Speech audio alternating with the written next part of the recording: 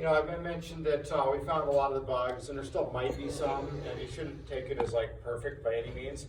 I would be surprised if somebody here doesn't find a bug by the end of the semester. But you know, mostly I'm fairly confident in it. The chat server, on the other hand, I'm not very confident in.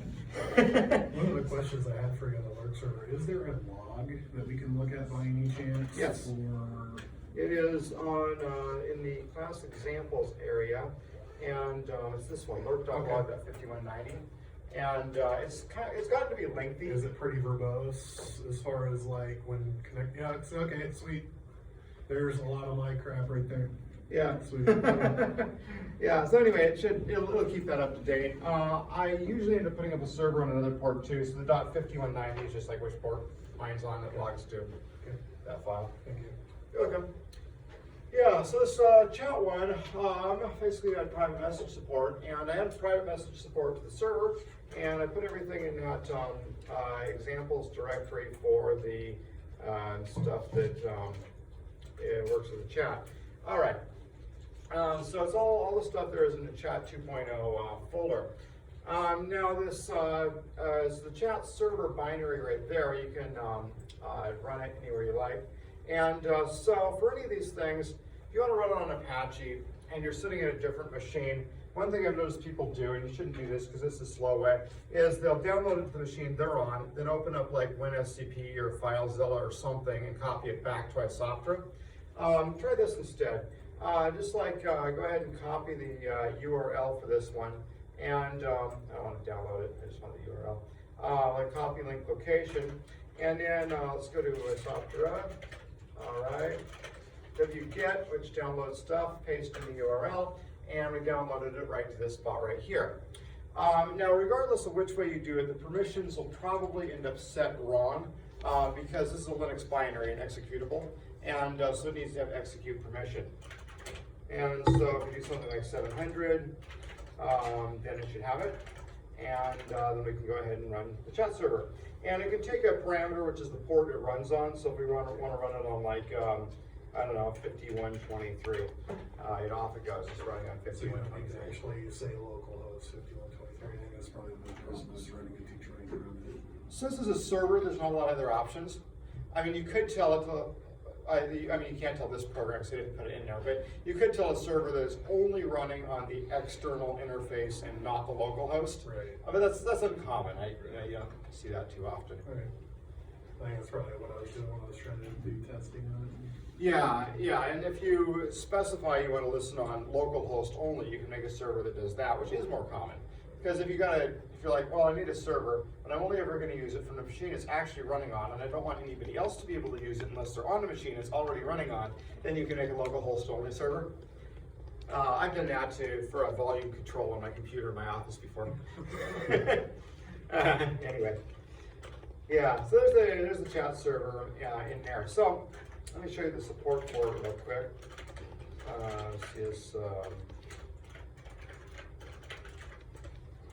All right, chat server, let's see, okay.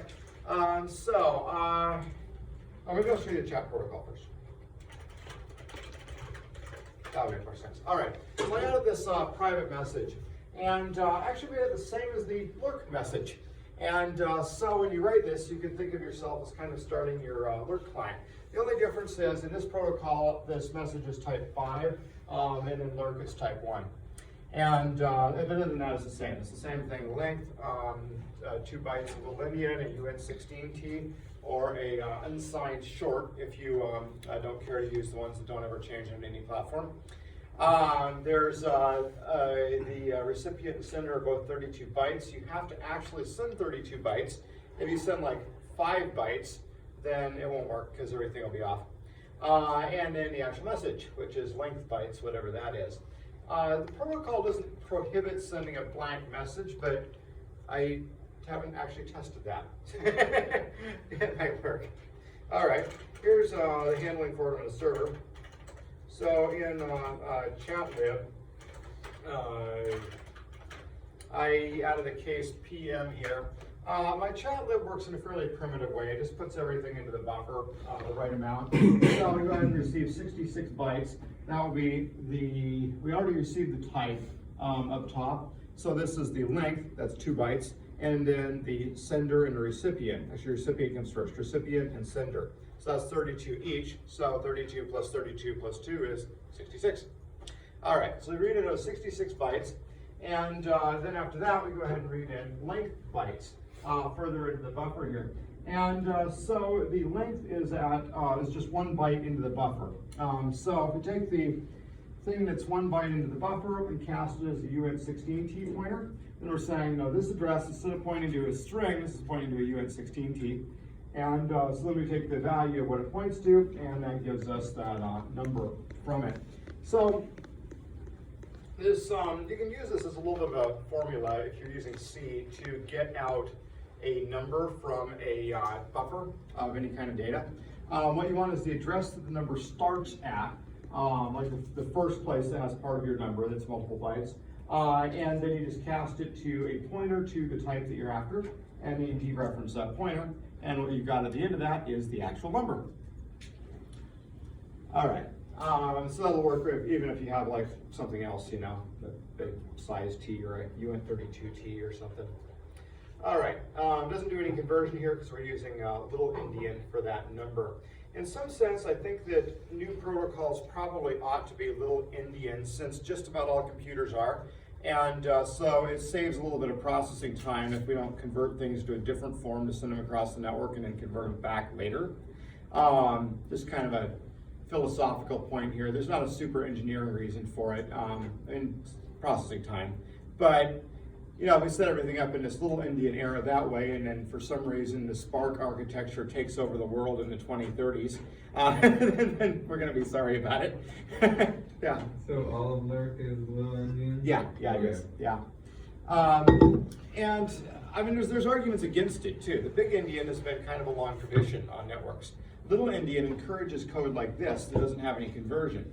If we compiled this and tried to run it on a Spark processor, it wouldn't work, because we didn't put a conversion function in here. And if you look for a conversion function that converts to little endian, there's got to be one in the library somewhere, but the network library of functions for this is designed for the other way, you know, convert big endian to little endian, because the network is going to have big endian numbers. So you can make a pretty sound argument that this is bad code, since you could go compile it somewhere and cause it not to work. So question for you, machine byte order, that's going to be whatever your machine is. Exactly, yeah. So in my case, it'll be little endian. Yeah, it's pretty well universally little endian. That's what I figured. Between ARM and x86, you got just about every processing device out there. We can go either way. Can it? Yep. There's a couple of Like a bit you functions. can flip to make it big endian if you want. Can you? All right. That might be a decent argument against this, actually. Especially if some of them are actually flipped on, like somebody's phone or something. Yeah. Oh, now I'm not as happy with my solution. I'm still happy with this. All right, well, the point of the class is to learn things, and either way, you know about the issue now, whether the right protocol's bad or not.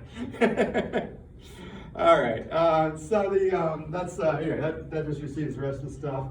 And then we go ahead and set the end of it to 0, just go ahead and null terminate the message there.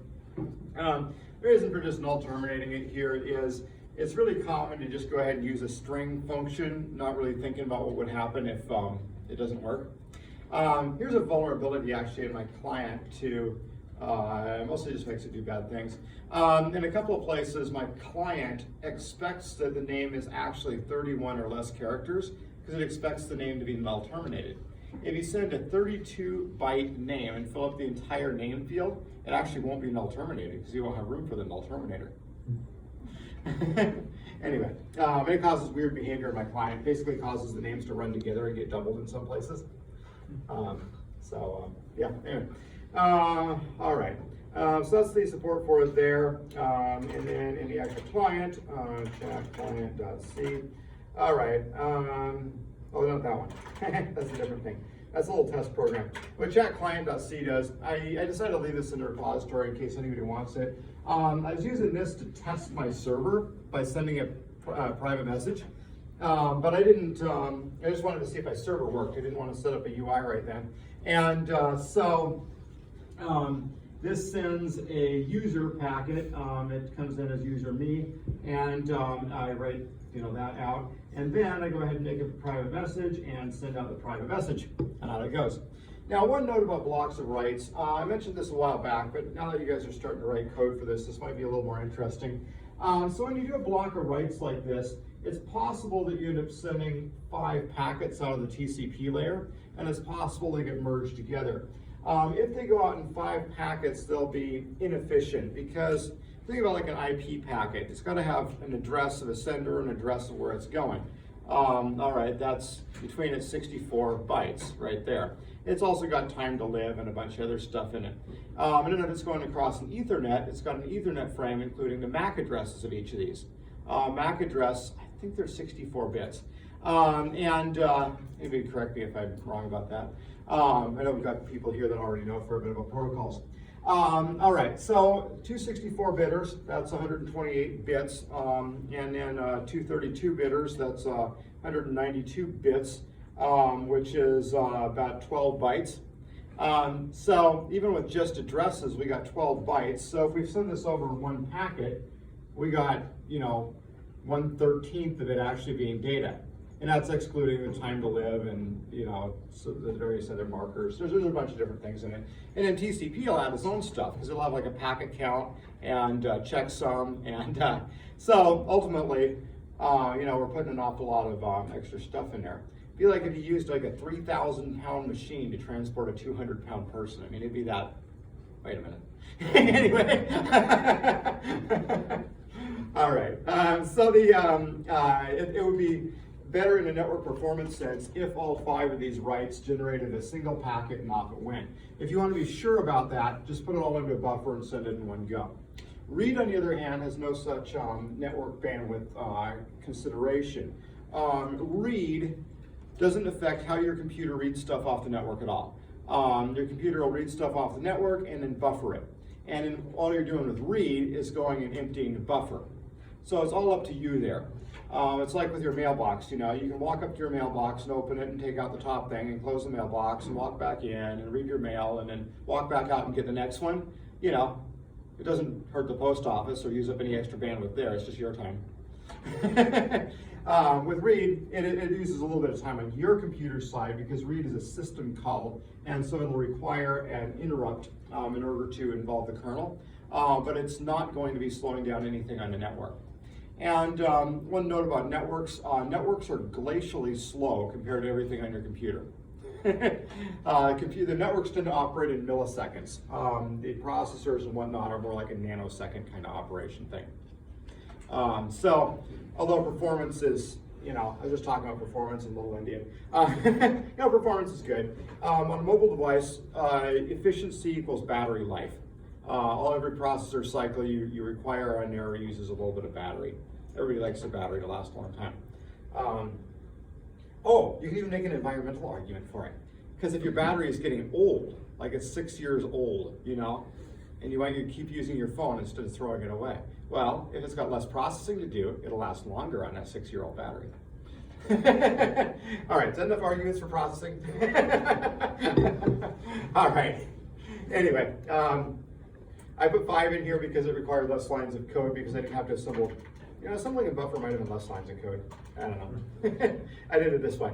Okay, yeah, that does that. All right. So I actually wanted to open up the chat server. I opened that thing by mistake. All right, a couple of things on the server. First of all, private message support. Basically, it does this. It logs a lot of stuff. I left a lot of the logging in here because if you're working on a client for it, then probably the client will send us something that's not fully what it wants, and then it'll hopefully give you a message that's like useful in some way. So like, for example, if you're sending a PM from somebody to somebody and have these 2 backwards, then you know what went wrong, as opposed to it just kind of eating the message or something. All right, so then we want to find the socket that we're about to connect to, the socket for the other person, the other socket. That's why I call it OSKT. I realize that might not make that much sense. All right, so we set it to find username. If find username here, so find username, we're giving it buffer +3, which is the first username, which incidentally is assuming that the name is 31 or less bytes and null terminated, which is not required by the protocol. All right, anyway, so we'll find the username. If find username doesn't succeed, it returns a 0, and we'll end up in this else could not find client such and such. If we could find the username, then we'll go ahead and write basically the whole buffer unchanged, just the way it was before, off to that client. So all it's doing is relaying it to just that one. All right, the else go to bad problem is if you say anything that's not a text or a private message. Incidentally, I was kind of imagining this chat server allowing you to change your name partway through chatting, but I never put support in for that, so you can't do that. All right, a couple of notes. So it might have more bugs in it. I put in a pipe handler. This pipe function here, broken pipe at such and such. Lurk server has something really similar. The reason for this is if you try to write something to a pipe and the pipe is disconnected, the operating system can send you a SIG pipe. If you don't handle SIG pipe, it closes your program. That can be a common reason for the server to crash regularly. So this one, instead of crashing, it just prints out this note about a broken pipe, and you can see what happened. Yeah, one cause for a broken pipe on here could be, say you have a client, and the client's connected, and so you start sending them a message, and then as soon as you start sending it, the client crashes. Then they'll get a broken pipe the next time you try to write something to them, and that'll get a SIG pipe. All right, it's installed like a regular signal handler. Remember, we set up the SIG action for SIGINT and SIGTERM and SIG-SEGB to all close the socket down here. Same thing with SIG pipe. It's just another signal handler. I put in an argument here, so if you set an argument on this server, that's the port it's going to listen on. I did that because I was repeatedly crashing the server with SIG pipe before I put in that pipe handler, I was tired of waiting for the port to reopen on 5141 or changing the number and recompiling. And so this way I could switch back between a couple of ports. All right. I note about it not being bug-free. That could totally happen. For example, it kept telling me that the client that I was trying to connect to is already there. Like if I opened up a client and then tried to use my little PM sender to send it a message and then did it again, it would tell me I couldn't connect because that user was already connected, even though they clearly disconnected. And I could tell they disconnected because the client list size was just fine. Actually, that one there can probably go away. That one you probably don't care about because that was debugged now. All right, here's the bug. I was calling Malik down here, not Calic. And so when I called Malik, it just allocates memory.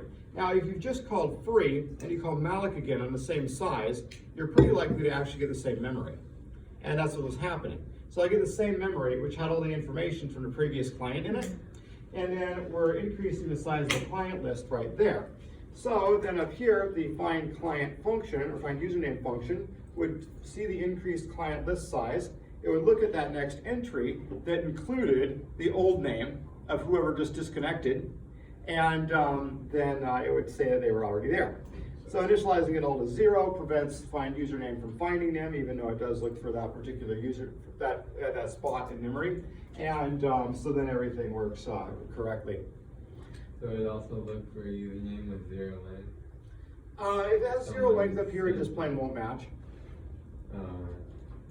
So I mean, in a way, it's kind of an ungraceful way to bypass it because it runs the loop one iteration further than it actually needed to. But since I use find username for other things too that do require searching the whole list, I didn't want to modify find username to run one short in some cases. Yeah, anyway. Oh, I guess I could have set something up here where if find username finds the username at the spot that we're currently at, like it finds us. I don't know, there'd be other ways to do it, but yeah, that does seem to solve it. All right, anyway, that was kind of a late bug, and found that yesterday afternoon at like 4:30. Then I left, and now I'm here. So the odds of more bugs being in this thing are really pretty good. All right. So hopefully it works well enough for the lab there. That works lab 4. All right, so with lab 4, basically what you do is just either you can start with the existing GChat client if you want to, Instantly, GChat client can already receive private messages, although again, it may be buggy in some way, but it can't send them currently. So you either add send support to that, or you could just start over with something completely different. What I really recommend for this one, I pushed it off to February 27, which is kind of late next week. I recommend starting with whatever language you intend to write your alert client in, and treat this like kind of a warm-up exercise. Since it's just like a miniature of that, where you've already got the source code for when it pretty much works, maybe not in the language you're going for, but I'm hoping that makes it easy, hopefully. We'll see. And this is a brand new assignment. We've never done this before. Yeah. Is there a way to get a list of the names, like the users attached to the server? No. Sorry. If you feel like adding to the server, you're totally welcome to. That said, I'd probably just get it done expediently and then move on to the work one. So if you wanted to re-implement it, say in Python with Kinter, I'm not actually sure it would take any longer than modifying this one, but whatever. If you took C++ and enjoyed the GTK AMM, it might make a lot of sense to upgrade it to C++. All right. So that's part of the reason I ended up not covering GTK AMM. I was thinking about it last week, and then it's like, wait a minute, like half the people here just had this in C++ last spring. I don't want to make everybody bored, or half the people bored. So I didn't see. All right. Anyway, that's any questions? Make sense? All right. Well, when you start it, we'll see if it continues to make sense. All right. Oh yeah, curses is fine too. If you really like the look and feel of Lurkwolf, I like Lurkwolf. But Lurkwolf took longer to write than most clients. All right. Actually, if you wanted to go that route, I think I have the curses client.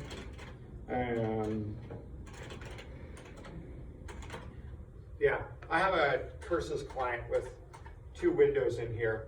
And so if you wanted to modify this one, all you'd have to do is make it understand the protocol. You wouldn't actually have to do anything at all with curses. All right, so I'm going to start on layers and what happens with the layers and the physical layers. OSI will be fine. I talked about the 2 models like a month ago. OSI model, this is the layers we have. So we'll start with the physical layer. Then there's the data link layer. This is called the link layer, TCP/IP. Then you have the network layer, also called internet layer. The transport layer, which is common to both. These 2 layers that aren't in TCP that we pretty much won't talk about. And the application layer, where we've been doing lots of programming. All right, so we'll just start at the bottom and work our way up. Kind of a tour of each of the layers and what they do. All right, so the physical layer. So this is all about transmitting zeros and ones from one side of a room to the other side of the room, or possibly a bit further than that, but not to South Africa. All right.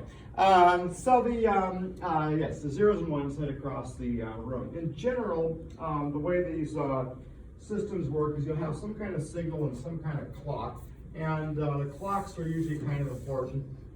They have to remain synchronized in some way. And so the general principle of the thing is just, if you have a graph here, let's say time goes that way, and this is like our signal level, and we'll say it goes up that way. All right, so then you can graph something. If you wanted to send, say, 0, 1, 1, 0, 1, then perhaps you say the signal's low there, and then it's high there, and it stays high, and then it goes down, and then it goes back up. And so we'll have ticks where we sample it. So you sample at a certain rate here. And every time you sample, you get a 0 or 1. All right, simple scheme. It would work. As long as your clock stays synchronized. If the clock stays synchronized, we're good here. All right, clocks don't always stay synchronized. And so that's actually one of the major challenges at this layer. Because if the clocks were adrift and there's a disagreement about where each of these ticks are, then it's going to be hard to transmit an accurate signal. And the other thing here is I drew this like there's low and there's high with like a really sharp edge there. If you were to run this, say, kind of slowly, Suppose you and your friend decide you're going to transmit signals from one house to the other using a flashlight and a second hand. Well, you start using a second hand on the clock and a flashlight, and this will work. The flashlight turns on, compared to seconds, pretty well instantly. But suppose you decide, well, let's really crank up the bandwidth here. Instead of the second hand on my watch, I'm going to watch the millisecond hand on my watch. We're going to do this fast. And suppose you have not an LED flashlight, which is more common these days, but a flashlight with an incandescent bulb in it. That'll have a filament that has to heat up and cool down in order to send things across it. And so instead of a nice clean signal like this, you're going to end up with some kind of a rampy thing. And so the bulb might not even hit its peak except at that one there. You could be still on the way up there, and then you have to start on the way down for that one, and then you clear this one somewhere in the center. You see, because it won't be able to react fast enough. And you can say, well, you're driving this thing too hard. You're just pushing it too fast. Well, generally speaking, if you're not pushing it as fast as it can go, you could get more bandwidth through this system. And so generally they are pushed, I mean, not necessarily right to the brink of failure. You don't want it to actually fail, but pushed to fast enough that there's as little safety margin as people are comfortable with.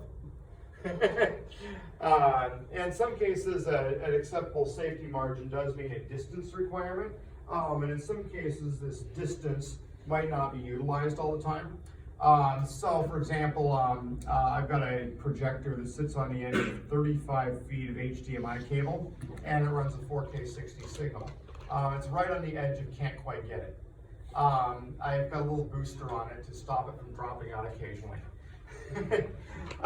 So that's pushed to the edge. But on the other hand, I had, say, a 3-foot HDMI cable, it wouldn't be pushed to the edge anymore.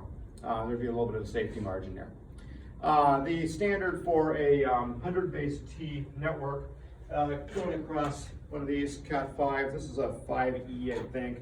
Anyway, it's about 100 meters. My uncle set one up on the end of like 500 feet of wire, which is more than 100 meters. And he said it pretty much works. He's an aviation engineer for Boeing. This is not the standard that I think he normally uses with planes, although I think it might be the new way of things. He's kind of retired now. Anyway, they're generally pushed to the brink of, well, not to the brink of failure, but all the way to just leave a safety margin, that's it. All right, so one thing about synchronization is, if you agree on when these transitions are going to happen, you can actually synchronize on those. Suppose we're back to a fairly crisp signal here, and you just upgraded this with LED flashlights. Instantly, that's one argument for LED bright lights, as they come on a little bit faster than the incandescent ones do. I don't know if that's ever saved anybody or not. We got crisp ones again. All right, so now you can say, well, every time we change this, we always change things at halves, like halfway between our sampling. So we can go ahead and keep our clock synchronized by syncing on these things. Cool.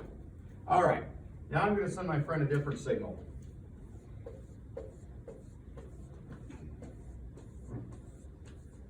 See the problem here? All right, it defeats our synchronization plan. And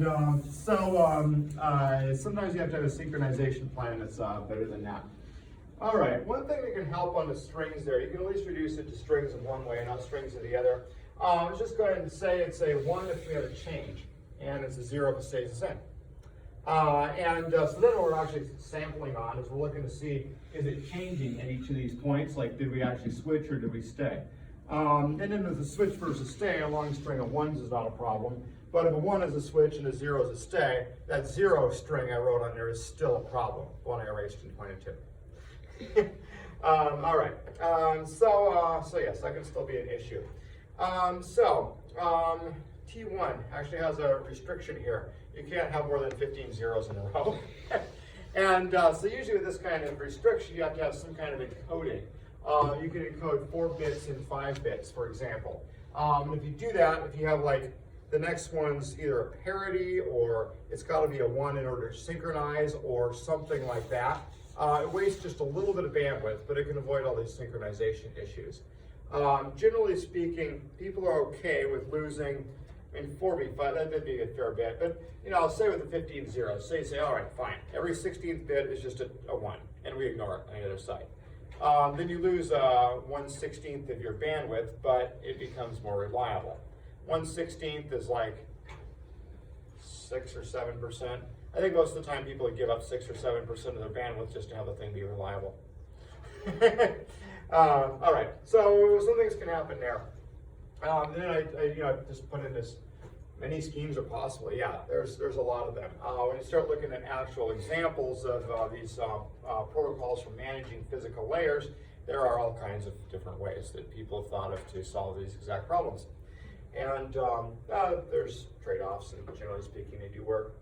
All right, one kind of note here. For the whole network discussion, I'm going to kind of assume that you have a home network with little boxes, and they have lights, and the lights blink, and sometimes they don't blink, and then you change where the cords go, and they start blinking again. All right. Usually with these home networks, you'll have a kind of a unified box. It has a router and a bunch of other stuff in it.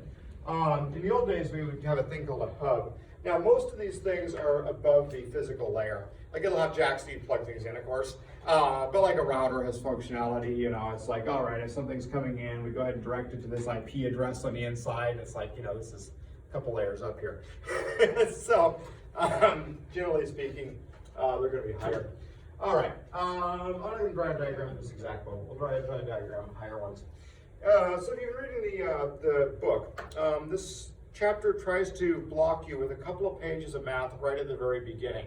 If you're a math major, you know, go through it and understand it, because I'm sure it's fascinating if you're a math major. If you're not, the major point that they're trying to make is to explain the idea of signal to noise and bandwidth as a source of limitations on what you can transmit over a network. So signal to noise is very important on all networks, really. You hear it sometimes more in relation to wireless networks. The idea with signal to noise, right now you can all hear me because I'm the only one talking. If everybody started talking to each other, you wouldn't be able to hear me. There'd be too much noise. Same thing if somebody was, you know, operating a table saw, like over in that corner. So this is your ratio of how much signal do you have compared to how much background noise do you have present.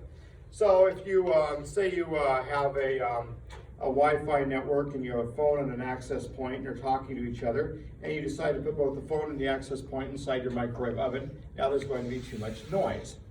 Don't do it incidentally, because the microwave has a very similar frequency, and both these devices will have an antenna that's designed to capture that frequency, and it's expecting milliwatts, and if you give it, you know, a kilowatt.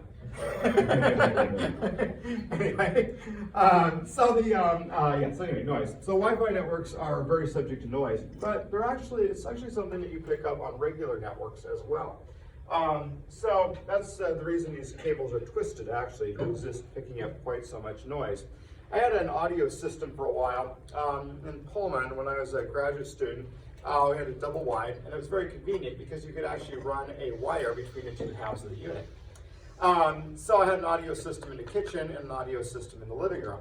And between them, I decided to run a signal level input from the amplifier in the living room. So I soldered together a little box to reduce it from speaker power to signal level.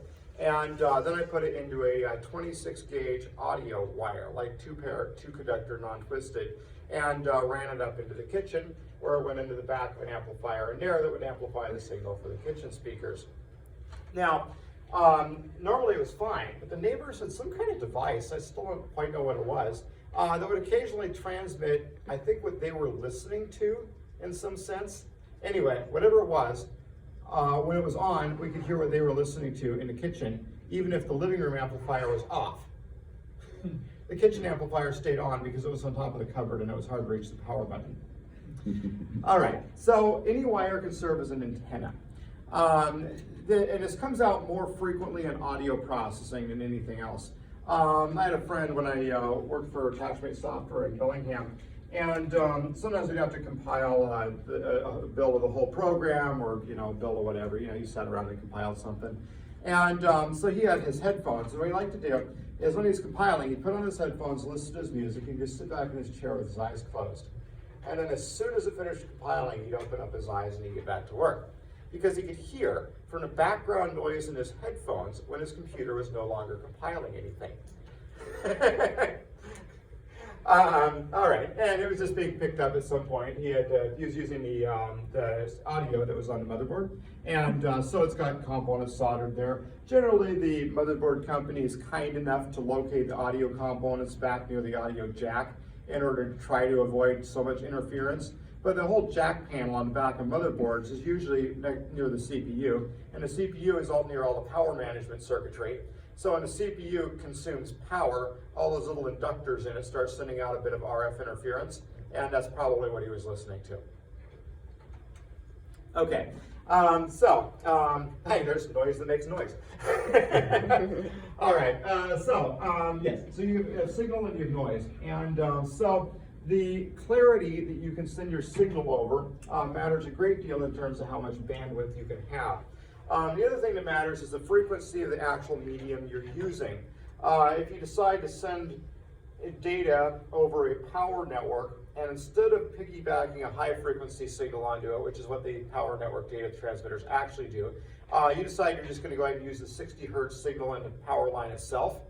Well, 60 hertz, if you're transmitting 1 byte per cycle, you get 60 bytes per second. Or excuse me, 1 bit per cycle. You get 60 bits per second. Generally speaking, this is not considered a high bandwidth. Generally, for a network signal, you want to have a high bandwidth. The frequency of the signal you can send does, it kind of enforces an upper limit on how much data you can send across the thing. That would affect, say, an audio transmission. Suppose you decide to transmit noise or transmit data via audio. Who would ever do such a thing? Anyway, probably makes some funny bleeping and blinking noises when you make your connection here. All right, so if you're sending it over audio frequencies, like if you hit the middle C on a piano, it's about 512 hertz more or less. Concert A is 440. You can use higher notes on it and get a higher frequency than that, but still, it's not that high. So the modulator, demodulator, they try to do all the tricks they can to get a higher bandwidth through it, and they succeed. I mean, it's higher than you might think from my explanation right there. But a modem, like a dial-up modem, is still not a fast device. All right. Yes, frequency and signal noise are the usual sources of your limits here. Okay. Now I put this quote right down here because with bandwidth in the chapter of the book in the beginning, they're talking about bandwidth as in like frequency spectrum. But when we say bandwidth, often we mean something like never underestimate the bandwidth of a station wagon full of tapes. Or I guess the modern equivalent would be like micro SD cards. Now imagine how much data a station wagon could carry if you went and filled it up with 256 gigabyte micro SD cards. You get an awful lot of data like per hour. And if you divided that hour into seconds, you still have a pretty high transfer rate. Anyway, but that's a different meaning of bandwidth. And we say this kind all the time in computer science. So you just got to remember that it's the exact same word and it means two different things depending on if you're talking to an electrical engineer or a computer scientist. If you're talking to somebody who's dual majored in both, you just have no idea. All right. Made a note here about bad latency. The other thing we talk about on network connections is latency. This is how long does it take to get a message there and back. If you're taking the data to Pullman in your station wagon, the latency is a couple of hours, even if your bandwidth is excellent. All right. Yes. All right. So then data transfer rate is often called bandwidth as well. So we got to watch for these two different terms. And I'll be careful with the physical layer stuff to tell you what I mean. At least I'll try to be careful. All right. Twisted pair. This is about the first, the most common one out there. I already told you about my speaker wire radio. If you want to build yourself a radio and you take a really long wire and you run it to the audio in jack on an amplifier, you may well end up with a radio. You can adjust the length of the wire to tune it if you want to. Yes, radios. So, twisting these. A twisted pair is a little bit more resistant to picking up interference than a straight wire. Think about radio fields in physics class. I don't know if you had it or not. If not, don't worry about this point too much. All right, so when you have a field, it goes in a particular direction. So if you have a constant direction for your wire going through the whole thing, or a coil that carefully matches the magnetic field, you can pick it up quite efficiently. But if you are at all different directions inside the magnetic field, you won't be nearly as efficient at picking it up properly. So do think about this if you're deciding to, say, steal power by setting up a great big inductor right next to a power line. You want to capture it efficiently, so don't just run a twisted pair through the magnetic field. All right. This is a Cat 5, I think it's a 5E, I don't remember. This is 24 gauge, same as it says on there. They don't have to be 24 gauge if you were like, well, that's silly, 24 gauge, I don't mind you 12 gauge. You go down to the hardware store and you buy yourself a bunch of Romex. You take out the conductors and you hook one up into a drill, and that's twisted. You can make yourself one with bigger conductors. It'll work, but it'll be kind of thick and inflexible, and it'll be a little bit of an issue. With HDMI cables, if you pay more, you can actually have thicker conductors in your cable. Yeah, it's out there. As far as gauges, I mentioned gauge here. Wire gauge is a funny thing if you haven't done it very much with it. A higher number means a smaller gauge. So these skinny little ones here, it's got insulation and the conductor's inside the insulation on this. So it's pretty skinny. That's a 24 gauge. Typical house connectors, if you've done any house wiring, a 14 gauge is what you use for a light circuit for 15 amp, and then a 20 amp is going to be 12 gauge. And it's a little bit bigger. I should have brought in a sample of it for you.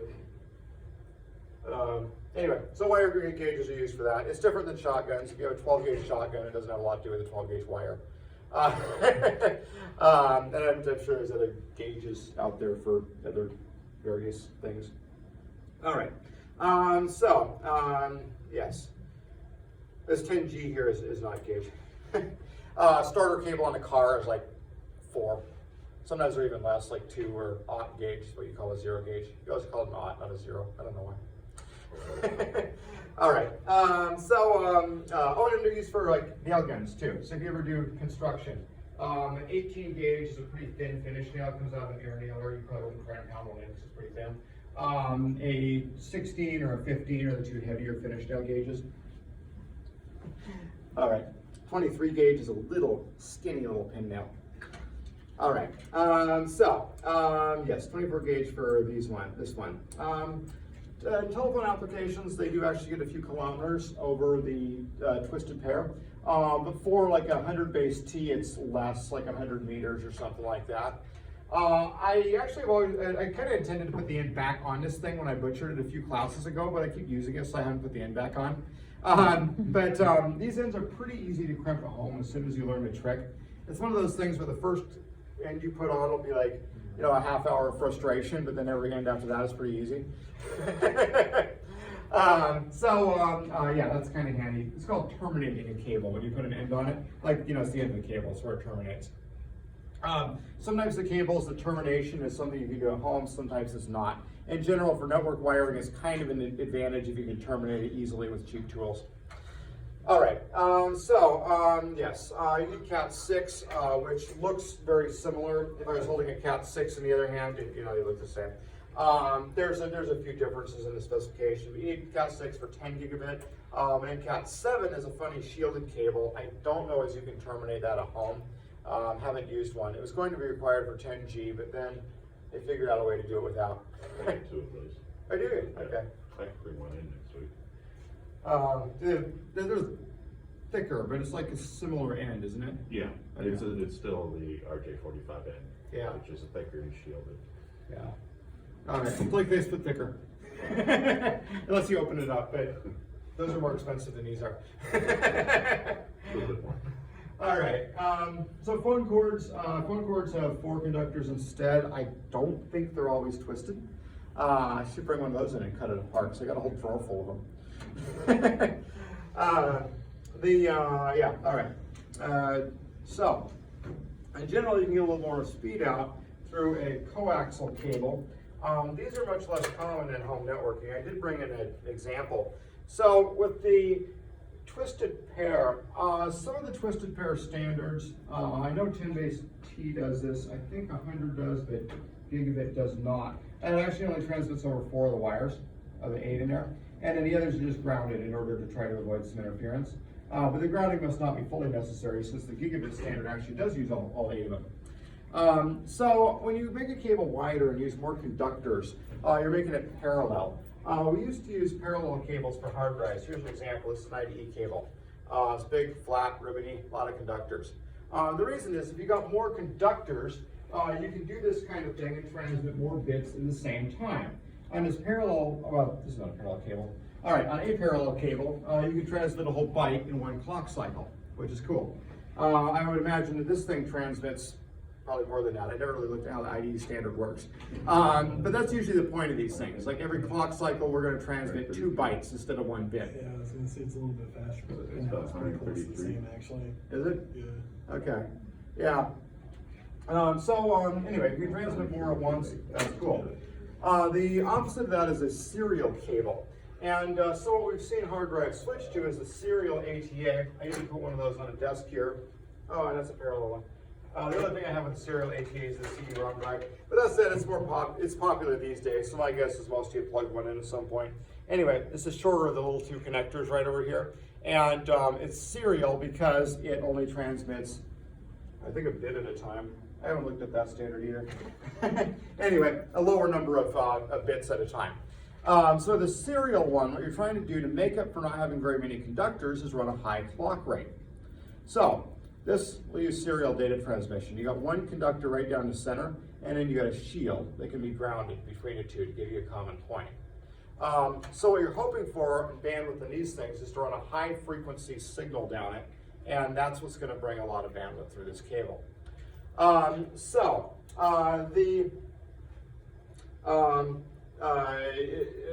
shield on this. Having a grounded shield will block RF interference. So if you wanted a data cable that was going to transmit data from one side of your microwave oven to the other, you're going to want a shielded cable. So this has a shield. It's usually braided metal or something like that all the way down, and that'll work.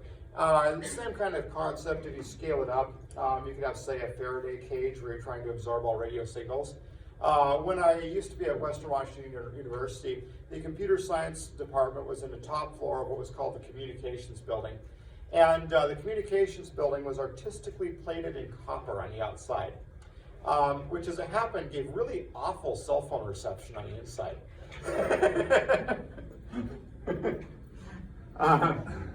That's kind of an attractive building. I'll find a picture. All right. There it is.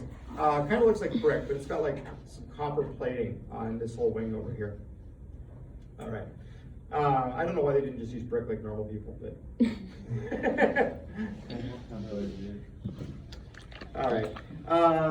Anyway, we always thought it was pretty funny. If you walk right up to the window, you could get a pretty good signal. Just couldn't be inside the building. Okay. Yes. Anyway, that's coaxial, and that's the idea there. High signal. All right. Impedance. So impedance ends up being kind of a concept that some of these cables bring to mind. So I talked about inductors on motherboards. I didn't bring a motherboard in here. So I'm thinking about well, does everybody know how a coil works? I don't know. Here's how a coil works. Here's how an inductor works. All right. So suppose you got current that's flowing. A lot of times people imagine water with electricity. If you've got a lot of water flowing through something and you try to stop, it's going to have a certain momentum. On older faucets, a lot of times they go thump. If you shut off the faucet quickly, all the water coming to a halt. They actually include a little air trap on some of the newer ones. They have for quite a while, but newer here, I don't know how that new.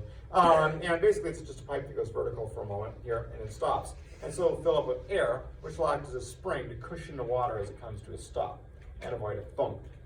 All right, so with electricity, if you want to induce a thump, one way to do that is to make an inductor. And the inductor, set of coils, and it forms a magnetic field, electromagnetic field, around the current that's running through this inductor. And if you abruptly stop the current, all the energy in this field, this magnetic field, actually gets picked up by the inductor, and it'll actually try to stuff the extra power through this gap that's been formed. Giving you the equivalent of the thump when you turn off the faucet. This is how a coil works on a car. There's current flowing through this coil, and then you cut it off except that the spark plug would allow it to complete the circuit. And the extra energy basically just gets forced through the spark plug. By forced here, the amount of potential you have between 2 points is called the voltage. It's measured in volts, and this is different than, there is no amperage, it's the current, it's measured in amps. But anyway, so if you've got 12 volts running through this coil, and then you abruptly stop it, you'll have a lot more volts than that for a moment, while the electromagnetic field is trying to continue the same current through it. 12 volts won't jump a gap. 12 volts also won't kill you. If you go stand at the car battery and hold your fingers on each side, you won't die or anything. Don't go do it and die and tell everybody I told you to, but Some of the newer cars actually have a lot higher voltage power coils that can kill you. yeah, but like the battery itself is started out at 12. Yeah, but good point. Good point. All right. Because I've actually, my dad has still got a couple cars that actually literally will send a power coil through the block back up the other side. Like, it's crazy the way some of them are working. Right. Everything is getting to be more complicated. All right. Well, let's switch from the modern car world, because the modern car world breaks just about all the stuff I say about simple cars these days. Like if I say something about throttle cables, then people are like, but wait a minute, it's all electronic these days, and they're right. My 2006 car does not have a throttle cable. So let's talk about my boat. It was made in 1969. It has about 6 wires on it. All right, so there's a coil and there's a 12-volt battery. If you walk up and you touch both 12-volt ones, it won't kill you. That said, I read a Darwin Award once about somebody that killed themselves with a 9-volt battery by putting conductors through their skin in order to decrease the resistance for reasons that nobody was quite sure of. Anyway, so 12 volts, pretty safe, won't jump a gap. But once you established a flow through the coil and abruptly you redirect it through the spark plug, you can get a couple of thousand volts on the coil, and that'll jump the gap.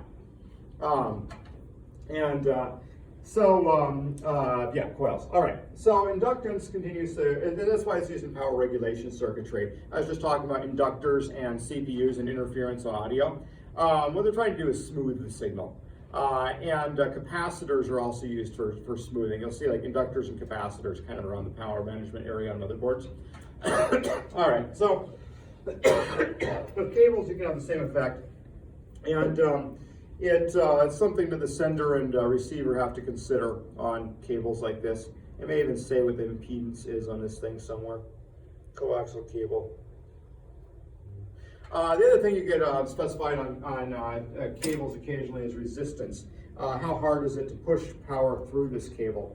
And this is one reason for a heavier gauge on cables, is you'll have less resistance.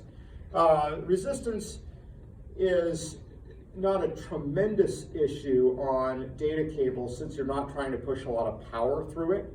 All you need is a signal on the other end. You don't need like a light bulb to go on or something.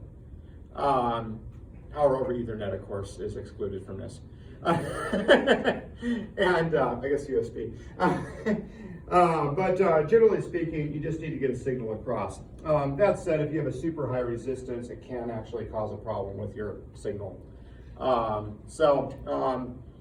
Resistance is measured in ohms. If you say, take the car battery that I just said won't kill you, and you connect both terminals using a wire, the wire will generally melt.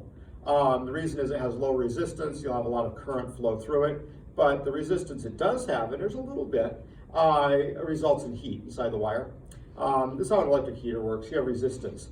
If you didn't have any resistance on your electric heater when you plugged it into the wall, the breaker would blow immediately. Or the fuse if you're unlucky and you gotta go find a new one. If your house hasn't been rewired since about 1910. All right, so it's a little later than that.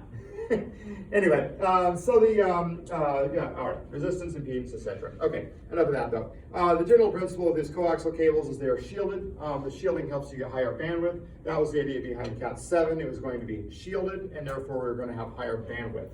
Shielding matters a lot, or shielding wouldn't matter at all if you were putting your cable in a room that didn't have any RF interference.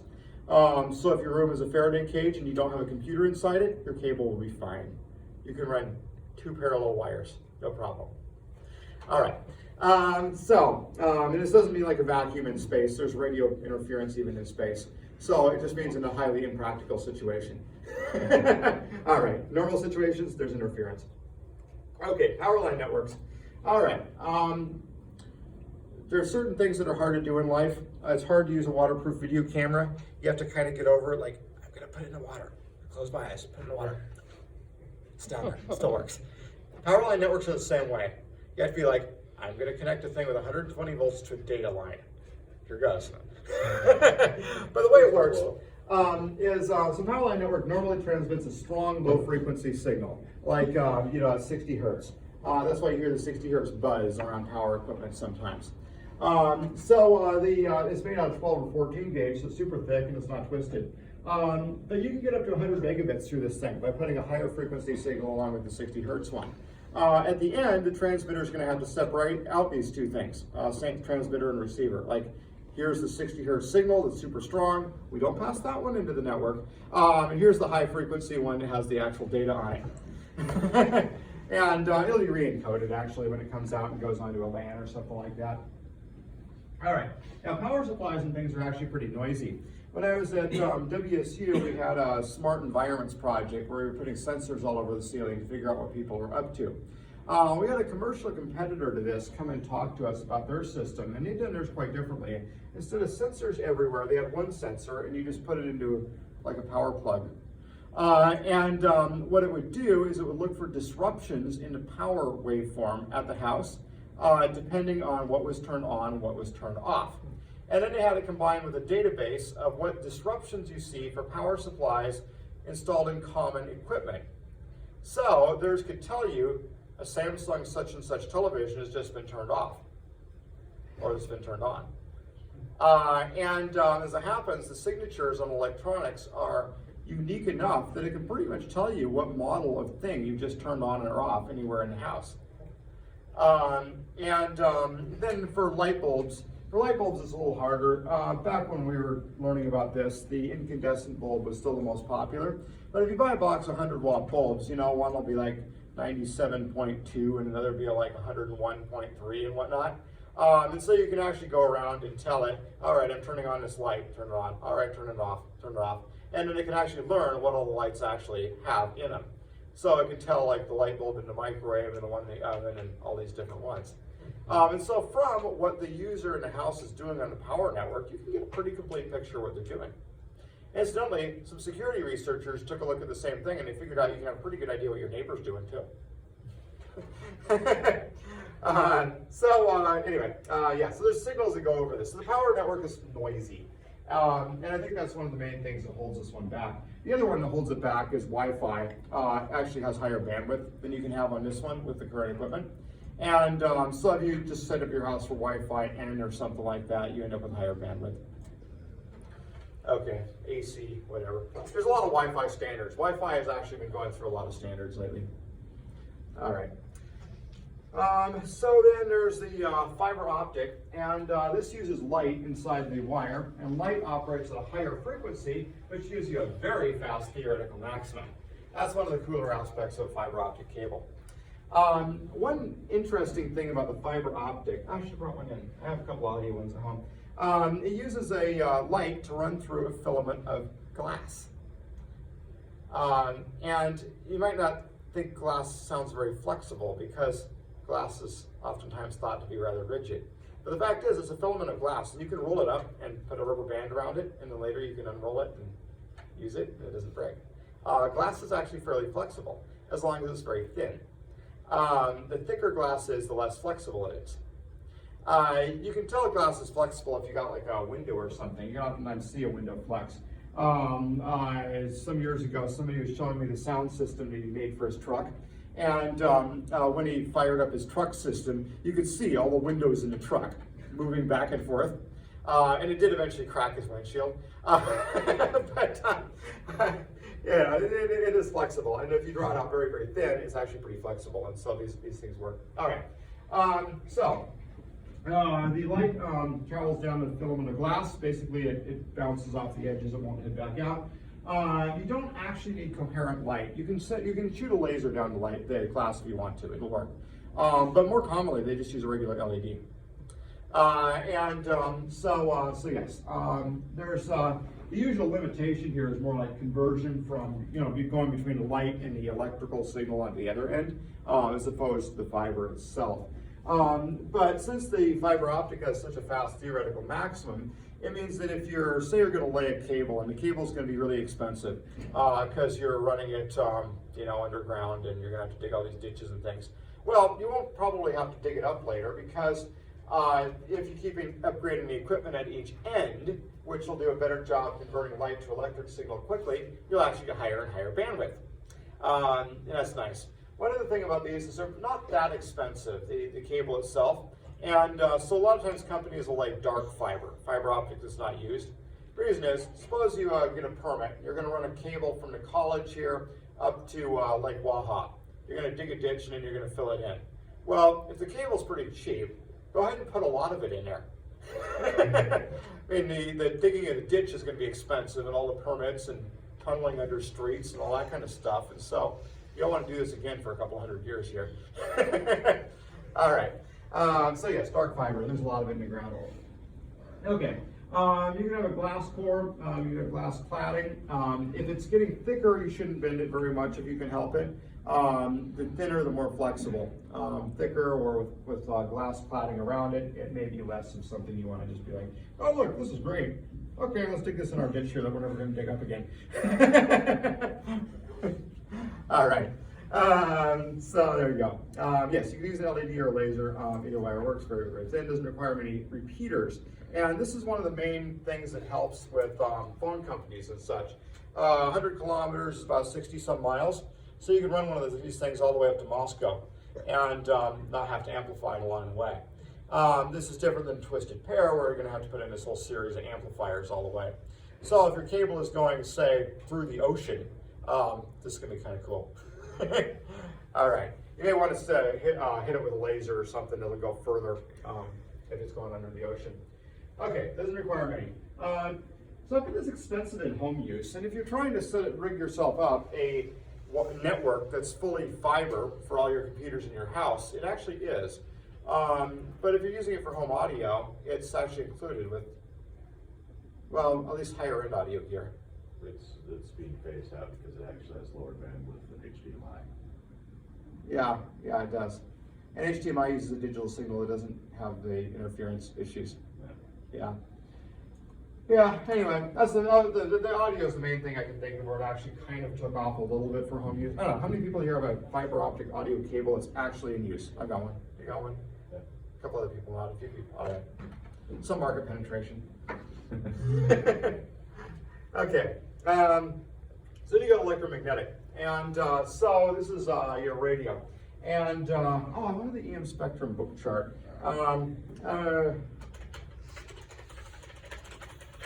Usually I bring up the book and I put it on the document projector, but I forgot today. That's okay. This will be a chart here. This is a pretty thorough chart. All right, well anyway, you got microwaves and radio waves here, and you get different frequencies. And then at the highest frequencies here, you got light and gamma rays and stuff. So generally speaking, above about here or so, it starts to be kind of a cancer risk. It is a cancer risk at like the UV spectrum, but not quite as much. Most people just get skin cancer. A friend of mine had that. He said it was expensive. He's writing about it. He's like, next time I'm just going to see if my wife will cut it out for me. That'll be way cheaper. Anyway, you get the more cancer risk like internally with ones up here. But these are normally not used with network transmission. You start to see visible light right here used in fiber optics and things like this. And then you see infrared occasionally used for, usually for stuff like remote controls. Like this thing will have an infrared signal going up there.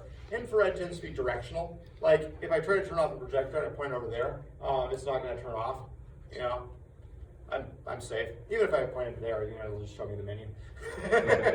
Anyway, remote controls and things.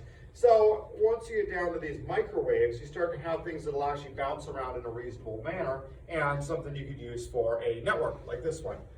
This one probably operates at 2.4 gigahertz, which, you know, it says 3 and 300, so somewhere in here, what I'd call an ultra high frequency microwave. Anyway, 300 megahertz and 3 gigahertz. Yeah, we're somewhere in that range.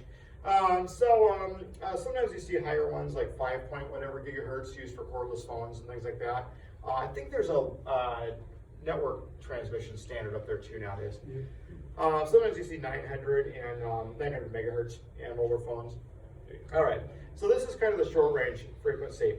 Then when you get to the lower frequencies, radio waves ones in here, you start to see things that are used for long distance radio, stuff like you know, AM and FM radio, and you know, cell phones are somewhere down that direction.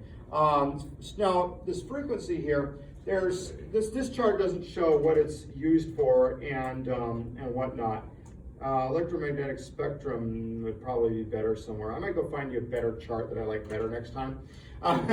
But frequency starts to become very valuable. There's a bunch of those auctioned off that it used to be used for analog TV not that long ago. So it's actually kind of a valuable prize in spectrum. Okay, so signal to noise ratio definitely matters, and so this is why the FCC regulates these things and doesn't let anybody transmit at any frequency they feel like at any time. So they arbitrate the whole thing. Now, directional antennas help a lot. I'll show you a picture of directional antenna. All right. Here's a directional antenna for Wi-Fi. A Pringles can used to be the way people would do these, but maybe they've changed their dimensions or something. And popcorn tins are good. Are they? Holiday season popcorn tins. Okay. Yeah. I've seen the Pringles cans. Yeah. Yeah. I've done the Pringles can. Nice. So we got the antenna right here. You got to put it in the right spot. But then you got a Pringles can, and it actually will, as the radio waves come in here, they'll get reflected around in the right way that they end up in your antenna. And so you can actually communicate a lot further. Note that this person has actually left the lid on. The plastic is transparent to the radio waves. It works okay that way. Now if the lid was made of metal, you would have to take it off. So if you're using a holiday popcorn tin, yeah. So I used to take the external Wi-Fi adapter, like USB external Wi-Fi adapter, and just put it in the can and point it in the direction of your router. And that worked pretty well. Nice. Yeah, I should actually probably think about this for the one I have on my chicken coop. I'm using a large antenna, but it's not directional, and I sometimes lose my connection out to the chicken coop. All right, so a directional antenna helps you a lot there. Microwaves can be directed. For long range, the towers have to be tall. The reason is if you're going to go really long wave and you're on this planet, unless you're into the flat Earth thing, you're going to have a problem if you go direct. That said, it's actually possible in some cases to bounce off clouds and things in the atmosphere. There's tricks people use to try to get around this one. So this is why normally, suppose instead of being like exactly round, there's like a hill here, like a mountain. There's a person climbing it, and you know, they got a rope. All right, anyway, you put your antenna up here, and now you can go a lot further. So if you look at the top of our Lewiston grade, antennas. And they can serve most of the valley from up there since they're pretty high. Now, valleys are complicated. You know, we got rivers running through this valley. So we got the Snake coming in, taking a bend, and we got the Clearwater going in and joining it. So we've got approximately a T shape. Rivers never give you a straight shape. It's always like kind of approximately sort of like this. So those towers up there, I mean, it's a pretty good spot because they can kind of come down like into the whole T here. But I'm sure you could find some little bend where it's like, you know, right in this very spot I'm losing reception. So, yeah. And then at the top of the Thane grade, you see antennas up there too. And it's the same reason. It's somewhere high. They can see an awful lot of the valley. All right. Yeah, 100-meter tower enables 80 kilometers without repeater, approximately, in a nautical sense. Yeah, this is why nautical twilight is later than twilight on land. It's because when you have a smooth globe, it takes a lot longer before the sun falls to the point where the ray is likely to actually get to you without hitting like a tree or a hill or something. All right, so it works with ships, but of course ships need to have something taller. Incidentally, this can also cause a problem with ships. suppose the ship is going to launch a guided missile and blow up the other ship. Well, if the ship is near the water level and the other ship's near the water level, it limits the range where they can see each other. If the ship were, for example, launch a helicopter, now all of a sudden you've got line of sight much further. Or if instead of a helicopter you send, say, a group of missiles and most of them skim the ocean and one of them rises higher to guide the rest of them. That can work. There's a Russian system that does that. They'll send out a whole swarm of like 10. And if the top one's blown up by an anti-missile missile, they'll actually send a different one up. Like they'll pick one to send up there. They'll like vote or something. Continue. All right. Anyway, so yes, okay. Talk about that. Oh, Cadillac. Oh, that was in the book. That's a cool example. There's a problem with Cadillacs for a while, where the State Patrol radar gun system, was it radar communication or radar gun? Now I can't remember. One of the two was causing the brakes to activate on Cadillacs for a while. It was interfering with something in the ABS system. It wouldn't happen on like an old style car where the brake system is like all hydraulic. But with an ABS system, you've actually got electronics in there that can activate or deactivate the brakes. Yeah, they were going crazy when they went by highway patrol cars for a while. All right, I'm about out of time here. Yeah, don't microwave your wireless card. We might come back to that with the real chart, and we'll talk about satellites next time. I sort of planned on having all week for this, and then this was a week where we only had the one day. So it'll spill over a little bit, and I don't know, see where things go. All right, well, I'll see you all next time.